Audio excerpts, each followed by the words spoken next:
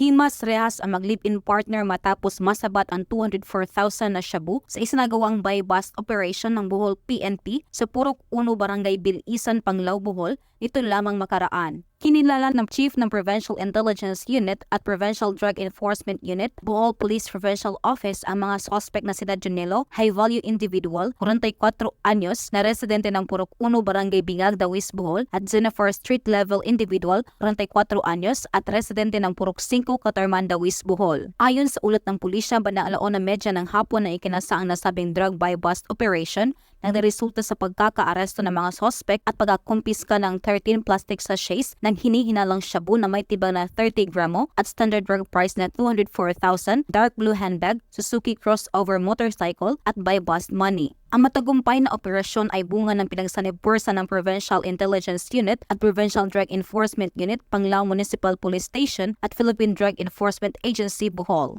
Magandang araw po sa ating lahat. Once again, I am Police Lieutenant Colonel Norman Lubrigas Nuez, the Chief of the Provincial Community Affairs and Development Unit, at the same time, the designated Provincial Public Information Officer and Provincial Spokesperson of Bohol Police Provincial Office. Sa ngalan po ng aming Provincial Director, Police Colonel Lorenzo Alfitsi Batuan, Bohol Police Provincial Office would like to commend the PNP personnel for a successful anti-illegal drugs operations. Bohol Police Provincial Office, headed by our Provincial Director, Police Colonel Lorenzo Alfitsi Batuan, with the Provincial Government of Bohol, headed by Governor Erico Aristotol Amintado and PDEA Bohol, is continually strengthening and intensifying its operations to get rid of illegal drugs in the province of Bohol. Moreover, Bohol is also strengthening the respective anti-drug abuse councils from the provincial level down to the barangay levels to monitor illegal drug activities and